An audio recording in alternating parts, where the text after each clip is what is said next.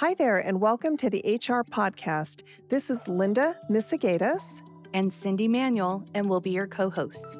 After spending years working in and with HR, we thought, why not start a podcast to support the important HR community?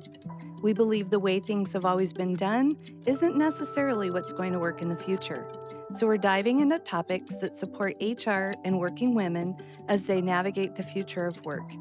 We're talking about professional growth and also how we can support each other as human beings. We can't wait to bring you insights from HR experts, thought leaders, and inspiring women who are making a real difference in their organization and communities. They'll share their journeys and tips on balancing work and life in a better way. We're excited to learn alongside you and hope you'll pick up some great takeaways, from tips and tricks to worksheets that you can actually use in your daily life.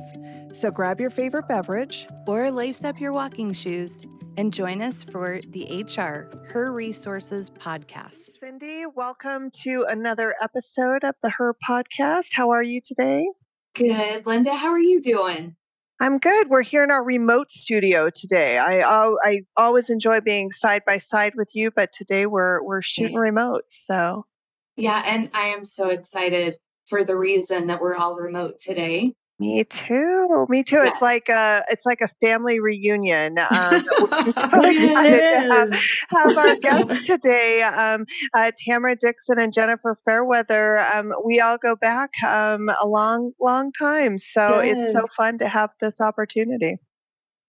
Thank you for having us. Ladies. Excited to be here. No, thanks for being. Yeah, definitely. Well, we're excited for this episode. And on this one, we're going to be talking about supporting HR leaders to engage with employees. So let me introduce our esteemed guests. We have Dr. Jennifer Fairweather, who is currently the Director of Human Resources for Jefferson County, located here in beautiful Golden, Colorado. She's also an affiliate professor with Regis University, where she facilitates undergraduate and graduate courses for the Anderson School of Business and Computing. And Jennifer has over 25 years of experience in both the public sector and private sector human resources, in addition to leadership experience in finance and human resources, or human services. I'm sorry, that's actually where I first met Jennifer, was when she was leading the Department of Human Services for the city and county of Denver. And then we also have with us Tamara Dixon, who serves as the Chief Human Resources Officer for the city of North Glen here in Colorado, where she leads HR strategies to support the city's workforce. She also has extensive experience in both public and private sector and a strong background in employee engagement, diversity and inclusion, leadership development, and organizational effectiveness. She's known for her innovative approach to human resources, focusing on creating inclusive workplaces and driving employee-centric policies. Tamara's leadership has been pivotal in navigating workforce challenges in municipal government, and is also a passionate advocate for employee well-being and professional growth. So welcome both of you to the studio. Thank you. Thank you. Yeah, no, we're very excited to have you here. Cyndi and I have really enjoyed this podcast. It's such a great opportunity to talk about human resources, but also women and women's issues. And we always find it intriguing that while women are clearly the leaders in the human resources space, it's the male voice that gets amplified in human resources. So we're trying to change that. Yes, we'd rather have a platform for you all to really be able to come on and speak around human resources. So, yeah. Well, Jennifer, maybe you could just give everybody a little bit of an overview of, your experience, because I know you and Tamara also have Dweneman, where you do a lot of consulting and lead organizations from that aspect as well. So. Certainly. So, yeah, as you mentioned, currently I'm the Chief HR Officer for Jefferson County in Colorado, which I love. And I had a lot of human resources experience with the City and County of Denver and different organizations there, as well as getting to lead a portion of the Human Services Department, which was amazing. And then before that, I was in the private sector working for Oppenheimer Funds, where I, originally was on the finance side, had all the licenses and worked with brokers and those types of customers, and then transitioned into HR. And that's where I figured, wow, this is actually what I love. And I think this is what I want to do. And so it was amazing to reach that journey. And then, being able to use that experience now to help other leaders and HR practitioners do the work that they do by providing consulting and training is really just a gift and something that I love to do. And it's so amazing when you see any type of transition or change happen with people that you're working with. Absolutely. No, I love that. Tamara, why don't you give everyone a little bit of an overview as well? Sure. So I am currently the HR director and the chief diversity officer for the city of North Glen, which is a smaller, medium-sized municipality just north of Denver. I've actually had the fortune in Colorado of working with 5 government municipalities, starting with the city and county of Denver, where we met you lovely ladies. And then have been able to take the skills I learned under the tutelage of Ms. Dr. Fairweather to the city of Lone Tree, city of Wheat Ridge, town of Parker, and now in North Glen. And I will tell you, one thing that has remained consistent in all of those organizations is really the need for and the importance of employee engagement. I really have a passion for leadership development because it really starts there, right? So it's just been really exciting to continue to hone my skills in HR, leadership, and to be able to work with Jennifer in our consulting firm, where we're now able to go into organizations and teach them about leadership development and how that impacts employee engagement. It's the one thing that never changes, no matter where you work. Will never change. It's like employee engagement. You having these issues. It starts with your leadership. Absolutely. And that's really what influences the type of engaged workforce you have. One of the things that I saw on the Dweneman site on LinkedIn, which we will put that link in the show notes too, it's symbolized by ram's horns, which symbolizes humility and strength, which I think are 2 very important personality traits, or 2 very important traits for good leaders. Yeah. So I love that you guys, that's what sometimes leaders, once you reach a certain level, they think you can't be both. If I'm humble, that's seen as a weakness, so I have to be strong. No, Jennifer and I will always argue that you must be both, right? There's a humility that comes with having the title of leader. Yeah. Yes, you need to be strong and firm, but be humble with that. Absolutely. When I think about the best leaders I ever worked for, they had both of those. That comes top to mind. Yeah. Yes. I agree. But Patrick Lencioni in his book, that's one of the things he talks about, right, is humble, hungry, and smart are the characteristics that you look for in that. And so I love that, that really is where you focus that. So fascinating. Talk a little bit about employee engagement and maybe even describing it from if you see any difference from a public or private sector perspective, because, we all know, because we've had experience in working in both the public and private, that the structure isn't the same. So, but is the engagement and the challenges that you face the same? Do you want to start, Tamara, or do you want me to start? Go ahead, Jen. You want me to go? Okay. Yeah. I mean, people always say, what's the difference between, private sector and public sector? And there are some differences, but what I find is the human element is the same. And so many of the same issues as Tamara and I have talked about, there are so many studies that show that the leader, the person you work for, is the one that influences whether you're going to stay or go. You can have trips and ping pong tables or whatever, all the things that some companies will have, but most often it's that relationship with your supervisor. And so if you can build good relationships, whether it's public or private, that really does set the stage for your engagement and whether you will stay. I think what's different is the work. In public sector, sometimes you find a bit more longevity from some of the traditional structures that have been in place. That's really eroding anymore. But in some cases, that can slow down the pace of change a little bit. As well, though, when you think about the work we do in the public sector, a lot of it's really tough. We don't have the luxury to say, we're just not going to work with this client anymore. They're too difficult. We're just not going to handle those types of safety issues. They're too risky. Those aren't things we can do. And so, whether it's caseworkers or law enforcement or even motor vehicle, sometimes just the work is really hard.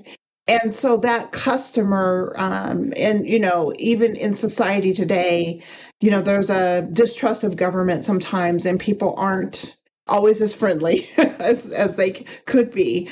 And sometimes they're very angry, upset, and we have a lot of mental health issues in our communities as well. So our employees are dealing with tough issues. And so that's where we really have to lean in on the engagement side and making sure we have leaders who are supportive, who are empathetic, who are good listeners, and who can help with tools, whether it's HR or the leaders, to help employees manage that type of stress and give them effective tools in those situations, so they feel safe and they feel heard and appreciated for the work that they are doing, because it is hard. So just a quick addition to that, what's also different about public and any other sector is our motivation, right, for working in the public sector. You're not coming to the public sector if you're driven by compensation, right? You are mission driven, values driven, and you really personally have a focus on serving other people.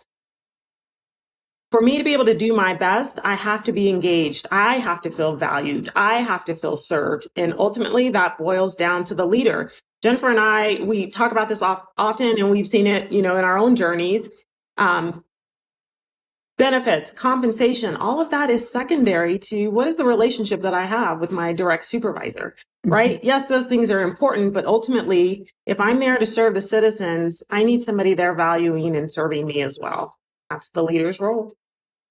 That's something I found when I worked for the city and county of Denver. My perception, based on what I had heard for so many years, was, government workers. There was this perception.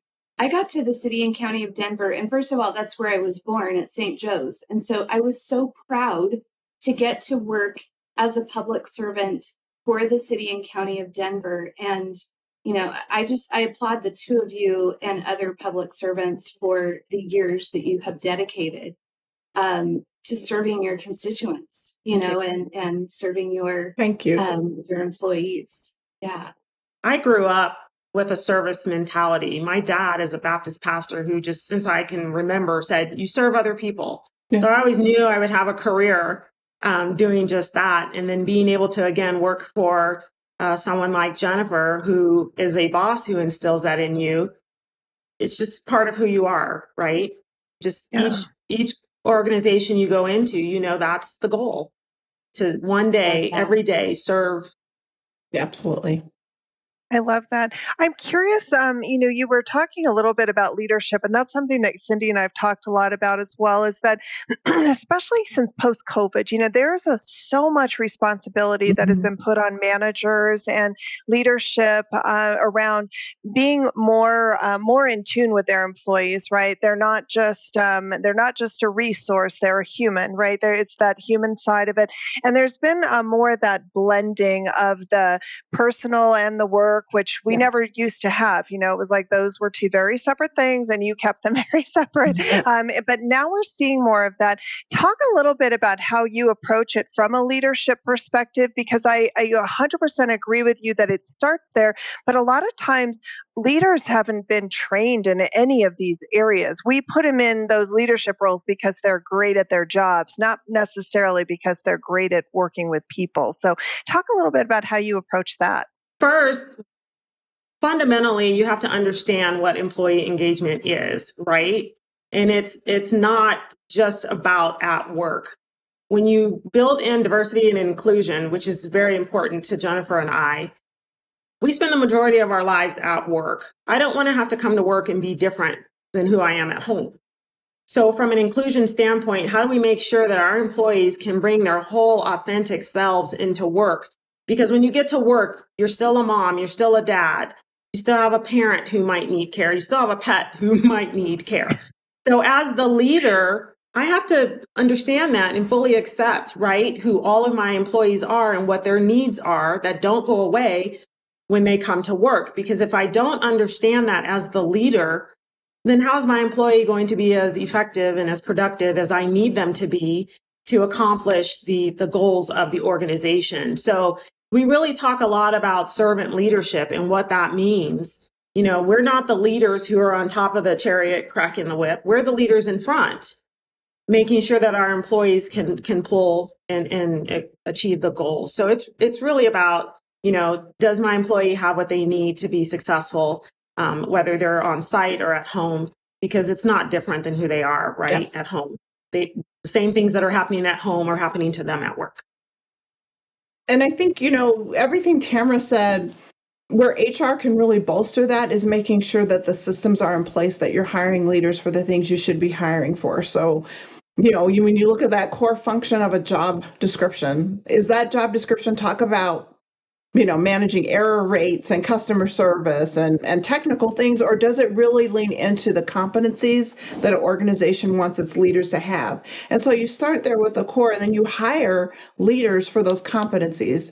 And so, like you just said, Linda, so often organizations will hire people because they had the longest tenure, or they're the best go-to and they know all the answers and they have a place in the organization. But organizations really need to lean into, for leadership, we're looking for these competencies. And maybe people have both the technical and the leadership, and that's amazing. But sometimes there are people who have that technical skill. There's a place for them, and you need to create career paths for people to be, like technical leads or project managers, where they're really good and they have a skill set.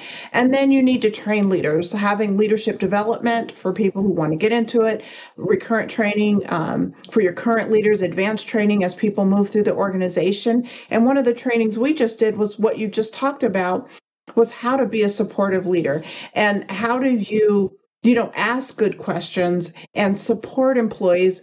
And that was one of the questions a lot of supervisors who went through that is, okay, but where does that bridge, where am I going too far and getting into someone's personal life? And so we had a really good facilitated training session with supervisors on that, so we could talk about how do you do that and support someone as a whole person without, I know sometimes things do feel uncomfortable, but we have to give that training to leaders and let them practice and let them know it's okay. Yeah. Sorry, one more thing to add, and for you leaders listening, understand that once you get the title of leader, the learning does not stop. Yeah. As a leader, you've got to be invested in being a lifelong learner, because the world of work has changed significantly, especially since the pandemic. And to Jennifer's point, leader, learn how to be comfortable with being uncomfortable, right? Because that's where the growth happens. Yeah. Leadership is a journey. It's not a destination. It never ends. You're always learning something. You're always having to pivot. Things change, the workforce changes. So yeah, it never ends.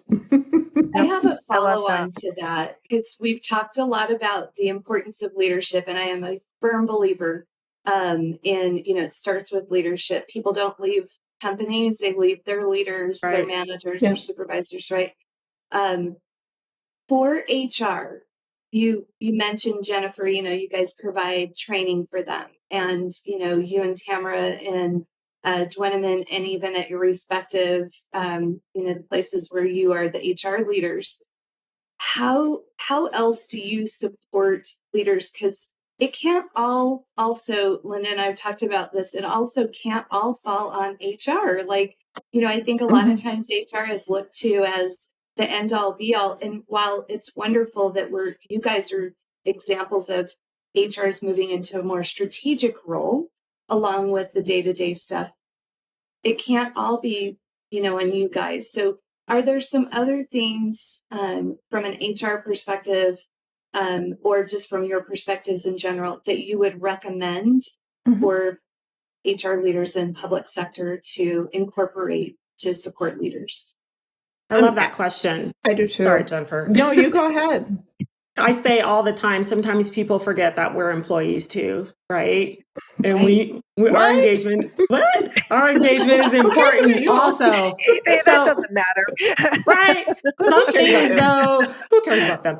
External to our organizations, I would advise any HR leader to make sure you have, if not a mentor, a sponsor, somebody that you can talk to outside of your organization. Jennifer and I both are members of an HR leadership collective, and we meet monthly to talk to each other as HR leaders about what's happening in our organization. What are ailments, what are things we might need support with, because it's important to be able to have somebody to bounce things off of, or quite frankly, to vent, right? Because we can't necessarily have those conversations in our organization. So find that person, mentor, sponsor, a group of leaders that you can have that relationship with and talk with, because you do need that support. And I think, to also talk about how you can set the stage where HR isn't responsible for all of that. I think one, you have to build accountability in your organization, meaning that when you have department heads or vice presidents or whatever those roles are, ensuring that they understand they're actually the ones accountable for how their leaders show up.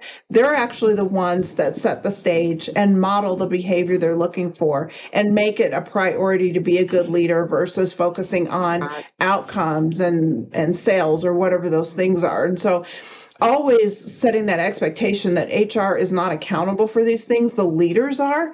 HR is there to be a support, to be a consultant, to help provide the tools so that all the leaders can be successful. And another way that organizations can do that is to build some mentoring into their organization, whether it's through a leadership training or through something informal or a formal program, where your leaders can tap into other leaders who are doing things well and do the things that Tamara was kind of talking about that HR professionals need. Have someone to talk to, have someone to bounce things off, have someone things to help you with tough conversations or to model things. And so those are the systems that need to be within organizations to help ensure that leadership is happening in a way that it should happen. And you're right, it can't all fall on HR, nor can we do it all for sure. No. That is so true. When I'm curious too, I love that advice on the mentoring because for both HR and for the leaders to have that. I'm curious, when either from an HR perspective or even as you as the leader, when you recognize that maybe I'm not in the right role, maybe leading people isn't the right place for me, how do you help provide guidance? Because that also, there's an ego side to that, right? To have to be able to be self-aware enough to say, maybe this isn't for me, but how do I unravel that without unraveling my whole career, right? So what kind of guidance would you give for people who might find themselves in those situations? Well, if somebody works for a good leader, hopefully they do. I think it's a conversation. And I've been fortunate to have some people, kick off that conversation. And of course, I've been on the other side where we've had to kick off that conversation with someone. And it's much better when the person does that. So I think it really does start with trust, that when you have people who report to you, you've built up that trust where they know they can come to you and it's a safe space. And so if you've built that up and you have an employee where you have that trust and you've had dialogue around things that aren't working, a joint feedback and discussion that, I need you to do this, or this isn't working, or I'm hearing things from employees, or I observed you, speaking to employees, and that's not kind of the model we want to use. Hopefully you've already been having that conversation so that the person, after maybe seeing the feedback, seeing results of engagement surveys or hearing from their own employees, because you have feedback mechanisms, they're starting to experience some feedback that may question their effectiveness. And if they work for someone they trust, hopefully that's the person they're coming to say, I'm not sure I'm doing well in this role. And that's where HR needs to help leaders in offering options. You have employees. Let's not tell everybody the only way, to be successful and move up in the organization is to move up in leadership. Let's have other career paths. Let's, let people be project managers. Let people be leads on the technical side. Let's ensure that we're also offering the benefits of other ways to progress in your career besides just always moving up into leadership roles. It's not always vertical. And Linda and I have talked about that on previous episodes. It's like, how can you broaden the experiences for your employees, especially if somebody has a high potential, and high potential doesn't necessarily equal a good leader. Sometimes, obviously there's great leaders, but maybe somebody is an individual contributor and you want them to remain engaged And so I love what you're saying, Jennifer, like offer them other opportunities to. And in the public sector, we've got every job, in many of our workplaces, A to Z, you can do anything. So, and I don't think we always do as good a job of selling that to our employees and letting them know, okay, you're sick of working in IT. What else are you interested in? Is it training? Are you interested in human services? You can do anything pretty much except sell. Yeah. Right. There's so much. Yes. Being a good steward of people, this is also an opportunity for the leader to make sure you understand the strengths of your people. I make it very clear for anybody who's ever reported to me in any organization, my goal is to have you be the best whatever you can be. And sometimes that means it's not here in this organization. And I'm okay with that, right? Yep. And so making sure that as the leader, you understand the individual strengths of all of your people, and you can use assessments, strength finders, whatever, to know what that is. And when you see those strengths being exhibited, there's not a role in your organization. Connect them with your network. Yeah. Absolutely. Right? Yeah. Yep. That's I love that. way to do that. Yeah. Sorry, I totally agree. I 100% agree with you. I'm curious. So we see something that you said there sparked right now. Another big thing that's happening is, DISC and Myers-Briggs, they've all been around forever, but we're seeing a resurgence of these tools, and even leaning back into Patrick Lencioni just created this whole thing about the 6 working geniuses. And that one is more like your work personality. It's more of strengths and or preferences versus, things that you don't necessarily love to do. I'm just kind of curious from your perspectives, because you've been in the industry for a long time. How effective are those tools, and are they really a good measure of engagement? And then how do you, if you think they are, then how do you train managers to maybe incorporate that in? Because a lot of times we do these tests and then maybe we set the little block on our desk, or we have the image of the animal that we represent, or whatever it is that we're doing there. But that's kind of as far as it goes. But I do think if used properly, they could be a useful tool, but I'm curious what your thoughts are on that. Absolutely. I think they are useful tools.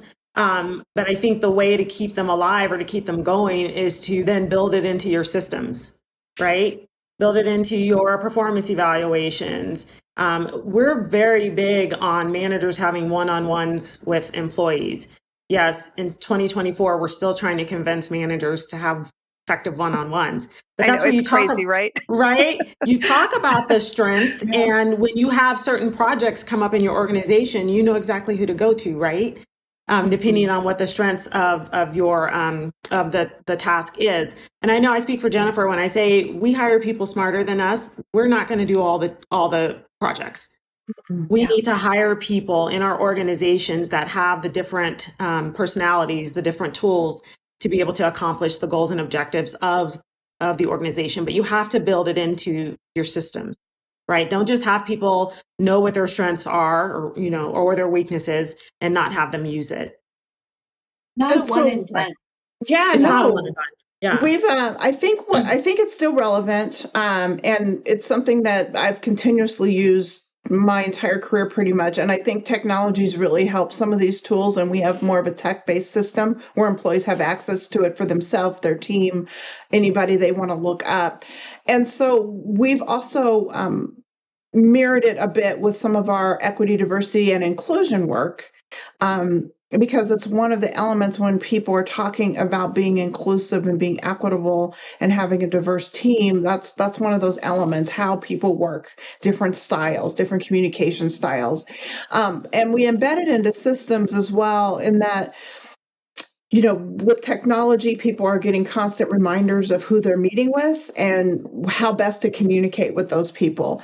And when people are confronted with challenges, whether, they need to have a difficult conversation or they're trying to sell someone on a change and they're getting some resistance, it's kind of one of the things that our leaders and HR practitioners point people toward. Have you looked and compared at your different work styles? And maybe there's some tips in there that can help you be more effective in communicating it, or that would give you some tips on how this person best receives information. And so it does take, leaders and HR and our OD professionals to continually remind people of those tools and point them toward that, so they're integrating it into their work and how they build presentations and communication strategies. I think that's so like good that. because, to your point, Jennifer, it's, you need to be able to tap into those, and also to be able to say, back to what you were saying, Tamara, I don't need to be the smartest one in the group, because guess what? Or in the room, I'm going to surround myself with really good people who fill in the gaps where I am not as strong, and that's perfectly fine. That's part of that humility. We go back to that, right? And then, really recognizing, okay, here's the need. So again, let's give Jennifer an opportunity to lead this project, because Jennifer is really a strong communicator and a strong, proponent of change and whatever it happens to be. So, and even without these tools, I think, people who are, good at human relations, they know these things innately. Even without these tools, I think everybody I've ever worked with knows the details get on my nerves after a while. And so without even a disc, people I work with will be like, okay, just so you know, I'm going to be sending you this. It's going to be a dig deep day. You're going to have to dig in. Or they don't. They're like, I'm just going to send you the summary because I know you don't want to read all the details. And so those are the kind of things that help us build relationships and help us build teams, because I know I have to have people like Tamara when we partner in consulting. I build it, but she will go in and find all the little errors and the details, because it drives me crazy. So you have to surround yourself with people that can build, strengths to offset the things that maybe you don't do as well. And I was going to say exactly that. Guess what? Guess what that does? If I see that Jennifer knows what my strengths are, that builds our relationship, which in turn builds my engagement. Right? Yes. So that I'm going to continue to be motivated and want to work for her as the leader. You feel valued. Are you looking for innovative and creative content options? Needing audio or video production or consulting? Or do you just have a great idea that you want to bring to life? LJM Productions specializes in making the big picture attainable, from commercials and social media content to just audio-visual cleanup and editing. We are here to make your next big project a reality. For more information or to receive a quote, email ljmproductionsco@gmail.com. I'm curious your thoughts too on cross collaboration, because especially in the environment that you both work in government, you're really required to have a lot of cross collaboration. But even in the private sector side of the house, most organizations these days, or many organizations, I shouldn't say most, are have that remote aspect of it, which means you have to really learn how to collaborate and create that engagement. I'm curious in your thoughts around that, and because it kind of aligns with what you're talking about too, in that developing relationships and knowing where to go to, so that those skills may not exist in your own group, but you know that there's this amazing resource over here, and maybe you can tap them to come in and help work with you. So I'm curious your thoughts on cross collaboration and the role that plays in employee engagement as well. Well, I know we just we do, annual surveys and sometimes pulse surveys. And it's one of the things when you work in a large organization, and people are very in different buildings, some even in person, they're not even near each other. And we have a lot of remote employees in the county, and they do very different jobs and different hours. It runs the gamut. But one of the things we always hear from employees is they have a sense of wanting to be connected. They want to engage with people from other offices and departments they don't see or don't know about. And so I love when I see that, because I think, to your point, that is something that helps people feel engaged. It makes them feel a part of something. It helps drive that, they know my mission is this, and this is how I help the community. But what's the bigger picture? How are we all helping the community? And so I think we can't take that for granted. And so for us specifically, I think that means building opportunities for people to do that, whether it's, an all employee engagement, event where people can network, meet other people, hear some recognition. So we try to build those events throughout the year where people can have that. And even within our department, HR is highly remote. And we have some employees who really do want to see people and connect. So we create events throughout the year where we can come together, and we may do some training, or we may just have more opportunities for kind of more fun or team building and things like that. And I think as a profession, that networking is so important, and collaboration, especially in the public sector.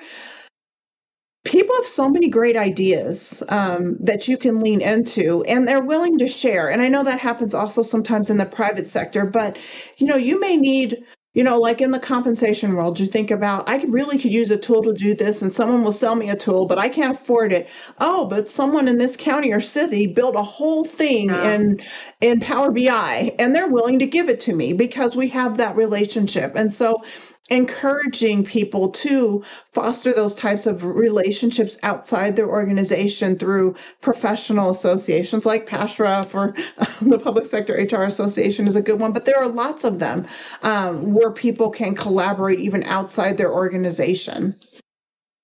And also from an HR standpoint, in my organization, I have really gotten my senior business partners to make sure that they're collaborating.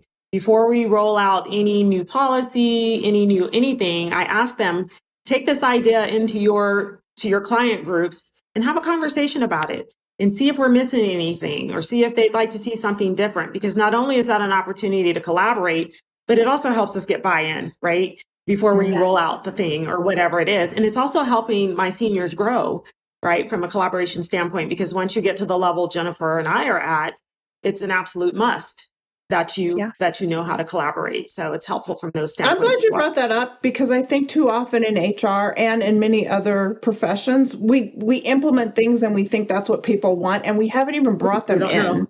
Right. And so having feedback loops, having focus groups, we do a lot of focus groups with leaders or with employees to find out what it is you want. And it's always amazing when we hear something, we're like, I never would have thought that was important. About that. And so it's just a critical element. And I think it breaks down those misconceptions about HR and what HR is about, and helps people see the HR profession in a different light. I'm really glad you brought that up, Tamara. And that goes back to Linda's cross collaboration too. So, I think you've both shared beautifully how to do that. And to your point, Tamara, people want their voices to be heard. And they do. Sometimes when you're in a leadership role, you don't know the day-to-day that someone is doing, or some of the challenges or some of the ideas. And so kudos to you guys for opening that up and having your senior HR business partners be a part of those conversations, facilitate those conversations. It's funny. My mind goes back to City and County of Denver, where at Human Services, we engaged across the city really in strategic planning. And I remember Jennifer, I think was the one who said, okay, we need to get a cross section of employees. And I remember when we were strategic planning, having positions all the way from the janitor all the way up to the manager on the team. That's so important from a diversity and inclusion standpoint, right? Yes. And including customers. We included customers in that too, because we can't decide what's best for the community without asking them. You have to engage every stakeholder. So it's so important to collaborate. No, I love that. And I think it's a piece that I think is missing so much in so many environments today. And actually, I think it's a strength women bring to the table is that women, we are naturally a community, right? We know that we've got to lean on each other and others to really kind of help us with what we need to get accomplished. And I think we have a tendency to maybe set our pride aside a little bit better as well, to be able to say, hey, I need some help with this. And so I love the idea of being able to do this. And more more organizations, I think if they would take the approach of asking those questions, of engaging with their employees, with their communities, with their customers, and really understanding what it is, because otherwise it could be an executive leadership team that's just sitting up here, Right. and they might bring data in, but they're not asking anybody That's the right. questions. And so the data is great, but you don't know the emotion behind the data. The data is just the number or the what is being provided, but it's so much Absolutely. deeper than that. So I love what you're talking about here, and definitely something I hope more or that people are listening to, because this is a critical component to employee engagement. So. And, doing focus groups, that's free. Sometimes we're always looking for something super expensive, but setting up an opportunity to just have a conversation, it doesn't cost anything, time, but it's so worth it. Employees just want to feel heard. I totally agree. Yeah, it's so important to feel like your voice matters in the organization that you work for. And I think that's any organization, right? That it is important. We wonder sometimes why people get disengaged in their jobs, and it's because they feel like they don't matter, right? They're just a cog in the wheel, but that they don't really matter. And I think that's why we're seeing kind of that attitude that exists. Yeah, no, for sure. I totally agree. I always say, you have 2 ears and 1 mouth, use them accordingly. And I think when you have leaders who listen twice as much as they talk, and are curious, they're going to learn so much more. Absolutely. Yeah. And be able to engage so much better. No, I totally agree, Cyndi. I think that's I always call my Cindyisms. I've got lots of, I've been using her one of them that she always said way back, even before we worked at the city and county of Denver together, was her, those who can swim will jump ship first. And that one has always just stuck with me, because as you see organizational changes and shifts and things that are happening, usually the people you lose are your best people. And it's because, again, they don't feel like their voices are being heard or that they don't matter. So they're the ones who are most likely to be able to jump ship and be able to swim and will come out just fine in the long run. So yeah, no, those are great. So I'm curious, you work in a unique industry and public sector, and I'm curious, how do you handle engagement in such a complex environment like public safety? Talk a little bit about engagement from like fire and police and sheriff, because that's a whole world that most people never even have any idea about, right? So how do you do engagement in those environments? It's tricky. It's really tricky because that is a very different work style, world of work than what we're used to, right? And we have police in North Glen. We don't have fire. I'll let Jennifer talk about that. But they are people as well, right? And they need to be engaged as well. So what I have found in my organization, that's extremely about relationship building, right? It's a paramilitary organization, and that's how they operate. And it's very hard to get them engaged in employee activities. So what I have found is most of the time you have to go to them. You have to take whatever it is to them. Have to make sure that you're building the relationships at the appropriate levels for them to be engaged. An example is, we have our EAP systems, our employee assistance programs. That looks very different for safety professionals. And so as leaders, as HR professionals, it is definitely not a cookie cutter approach to what they need. Even benefits, health benefits, all those things are different for them. So you really have to build those engagement relationships and go in there and find out exactly what it is they need. And don't give up at the first sign of, the police, they're not listening, they're not reading emails, they're not accepting us.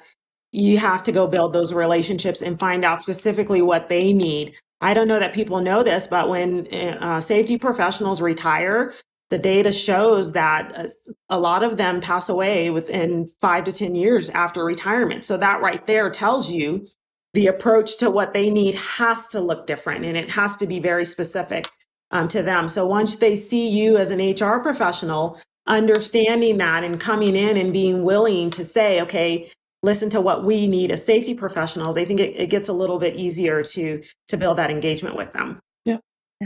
I'm not sure there's much I can add to that, but it's really It really goes back to what we've been talking about, and that's listening. And so that is a segment of the workforce that is very unique. The things they deal with are very unique. The work schedules are unique, especially when you talk about fire. They're, in the firehouse, they may live with each other for 24 hours and then don't see each other for 2 days. That's a different dynamic than what most people experience in their workday. And so having that feedback loop and where you listen, and that's mostly what they want, is that understanding. They don't expect you to be able to do their job. They don't expect that you're going to know all the ins and outs, but they want to know that you're willing to listen and you're willing to empathize with what it is that they go through on a day-to-day and the challenges that they experience and adjust accordingly. And so I think whether it's safety or all your other groups, it's really about trying to offer what people need for the role that they're in. And it's going to look different for police and sheriff. It's going to look different for fire. It's going to look different for social caseworkers.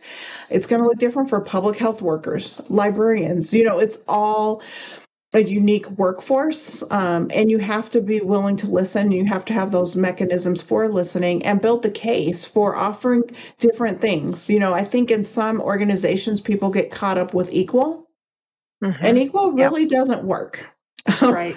You can't offer everybody the same leave when you're talking about, people who work overnight or in the middle of the night or on all call 20, that doesn't work. So it's not about equal. It is about equity, and it's making things work for the different occupations in a way that makes sense. So, I can speak in the county. We have people who work 4 days because we are closed on Friday, but not everybody. The sheriff can't say, well, we're just not working on Friday. The coroner can't say we're not working on Friday. No court, no court for district attorneys. We won't show up on Friday. So that doesn't work. So some groups, yes, have that. Some groups can work remote. Some groups can work hybrid.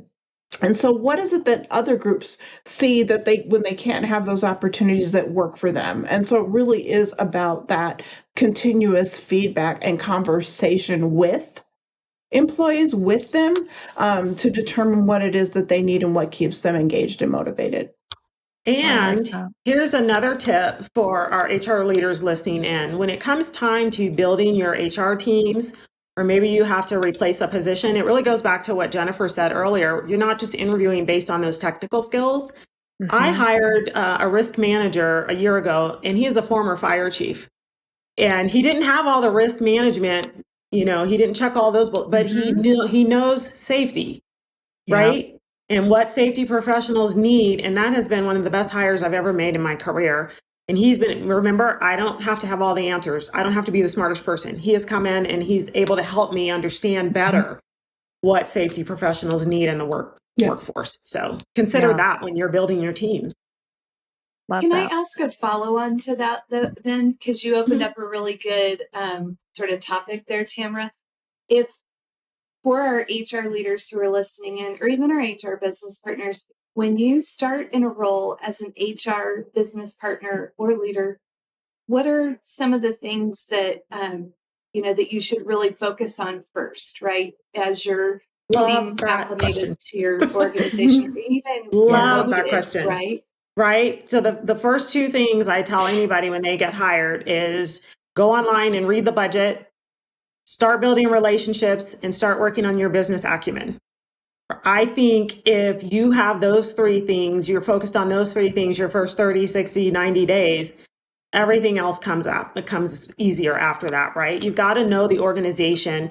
You got to build relationships because that's where that trust is built. Yep. And you have to understand, it's not a cookie cutter approach. Every department needs something different.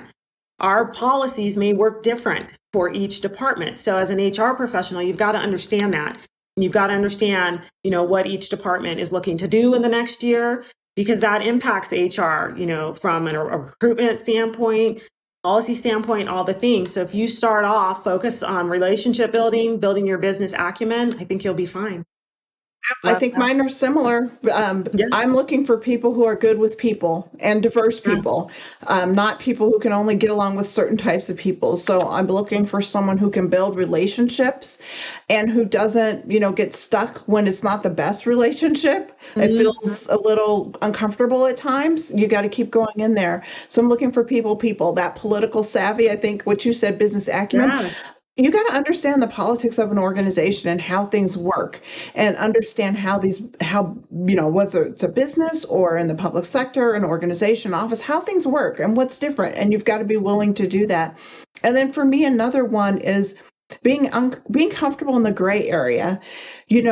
A lot of things in HR, there's no right or wrong. It's not A or B. It could be a B plus with a little bit of C mixed in. I don't know. It's never going to be the same. And so you have to be comfortable with not always having an exact answer. Right. And being able to, morph into what's needed and come up with creative solutions. And so, those are some of the critical elements when we're looking to add more individuals to our HR team, or we're mentoring or helping other people in their role in HR. Love that. That's so, Cyndi and I have been talking a lot about this. So, really kind of like the transition into being viewed as a strategic business partner, the things that you were just talking about. And there is a tactical side to HR, right, that can't be avoided. There is still paperwork that needs to be done, and we still need to hire and terminate and process changes. But if you're really looking to grow your role beyond that HR technician and really being that HR business partner, I think that's such great advice that you gave there is really like, there's a lot of people fall into HR, right, Jennifer? You said it's not like you started out going, gee, I'm going to be in HR. I know Cyndi fell into HR as well. Tamara, what was your path? Why did you end up in HR? Yeah, I always knew, again, as I mentioned, my dad always instilled in us the importance of serving others. So I knew my career was I wasn't called to do what he's doing. So the next best thing was HR. So when I was in grad school, I very intentionally got my master's in public administration because I knew I was going to serve people in the public sector. Yeah. And it's just been a tremendous 22 plus years of being in this role. It's not easy every day, but every day I go back to what I know is my purpose, and it keeps me going. I love that. I think it's so important. That's such great advice, for sure.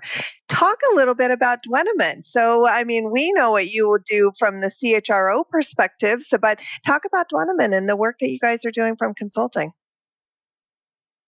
Well, want to start, Jen? Sure. So, building off our name, which humble and strong, and it's about building humble and strong leaders. And so what we really like to do is partner, and we consider it a partnership with organizations or leaders to build an engaged workforce, to build a workplace where people are thriving. And so that looks different for us depending on who we're working with.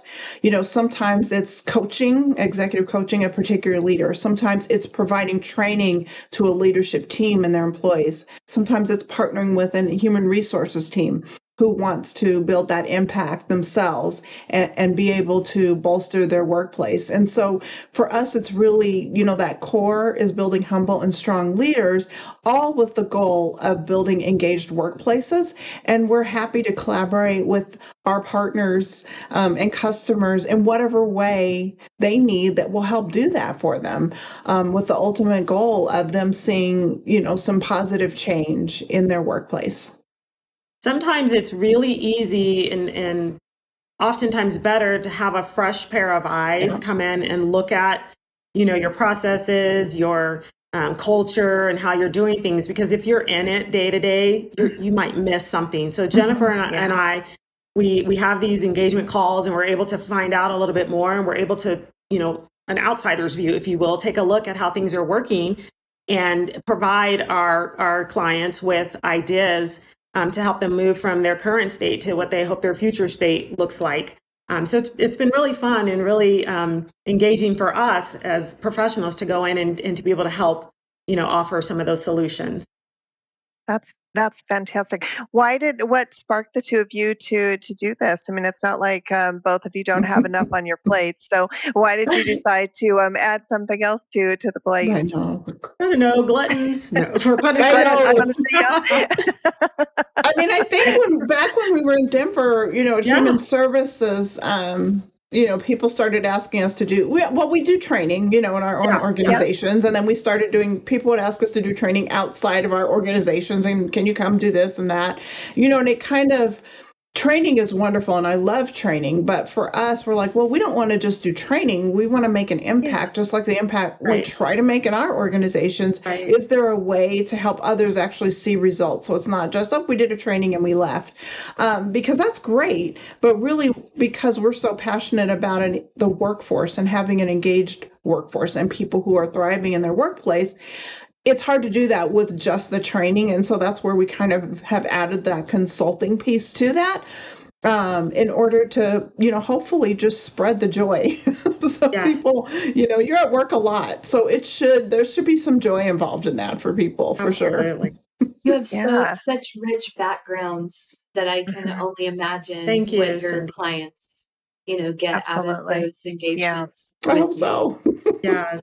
Yeah, no, I agree. 15 Well, I know years, Cyndi and I, that's Oh, right. You guys okay. have been doing it for a long time. Yeah, it has been. Yeah. So it's Well, really and Cyndi and I, interesting. we got it firsthand because we got to work with you and see what you did back in the city, and both of you just exemplified what thank you would you. expect from an HR leadership and just leadership in general, not even just HR. So, Thank you so yeah, much. absolutely, yes. No, this has been so much fun to just have a chance to kind of circle back around with the two of you and catch up on all the amazing things that you're doing.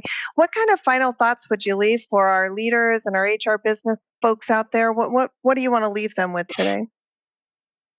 I would just say, when it comes to employee engagement, for leaders to just get really creative, especially public service leaders where you might not have the funding or the budgets, to impact some of the employee engagement activities you wish to. So just get creative with it. One of those things to look at is remote work. Public sector has been historically hesitant, to implement remote work because it's so citizen facing, but there are ways to make it work. So look at that and just be creative. Figure out ways to make work more efficient, more effective. We could have a whole another podcast on how to use AI and all those things. So I would just say, figure out how to be creative with employee engagement, and if it can work, do it. I like it. What about you, Jennifer? Well, I mean, it's a big question, but I guess what I would say, whether you are in a leadership role or in human resources, it's a vocation. It's a serious role. It is a privilege to have a job where the things you say and do can impact someone's life. And you have to take that seriously. I think sometimes people take their leadership role for granted, but you can make or break someone's whole day. And when you do that, what else are you impacting? If you talk to someone in a way that makes them feel undervalued, or that's a microaggression, maybe they want to quit. Maybe that builds on trauma that they have that impacts when they go home and talk to their kids. I mean, so you have to consider your role in leadership in HR as a vocation and take it seriously. And so that means you need to choose, which we talk about a lot with our customers, how you show up, what kind of leader you're going to be, how you're going to communicate, how you're going to model the values that you want to see in the workplace. And you have to give that attention to your employees and make sure you're listening. And so that other piece of advice is, whatever you do you have any mechanism to hear what your employees, whether you're in HR or in a leadership role, what it is that they want? Talk to them, survey them, have focus groups, and listen. And then don't just do that, but then you have to do something with that. And so maybe they want things you can't provide. That's fine. You need to be realistic and share that. These are expensive things. We know you want that. We can't do that now, but I heard something we can do. And so that's what I would say. That communication and that back and forth dialogue is critical.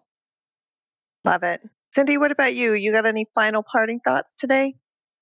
I've been writing some golden nugget thoughts as I we've had know. this conversation today, and I feel very aligned with what, with the conversation. I'm just so appreciative that you guys came on. And I think a lot of, Linda, what you and I have kind of talked about in previous episodes, this just kind of gives it an exclamation point from two very tenured practitioners. I love how you call it a vocation. HR, I've always felt that way. And even though I do change management now, I feel like it's still very aligned with HR. So I would just, thank you both for your time. Thank you for having us. Thank you for having us. Gosh, yeah. Well, we hope you'll come back again. We would love to.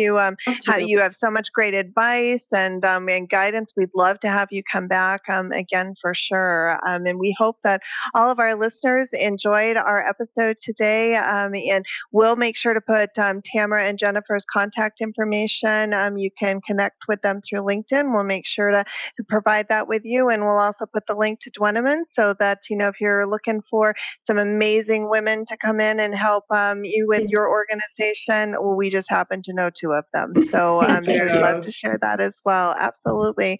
Well, we hope everybody has a wonderful day. And again, thank you so much. Thanks so much for joining us for this episode of the HR Her Resources podcast. We're so happy to have you with us on this journey. Music and production by Logan Misegadis of LJM Productions. We'd also like to thank our intern, Lauren Banas, for creating our logo and supporting our social media postings. If you'd like to connect with Logan or Lauren, you can find their information in the show notes. If you found value in our discussion and think someone else might as well, please follow and subscribe to our LinkedIn and share with a friend.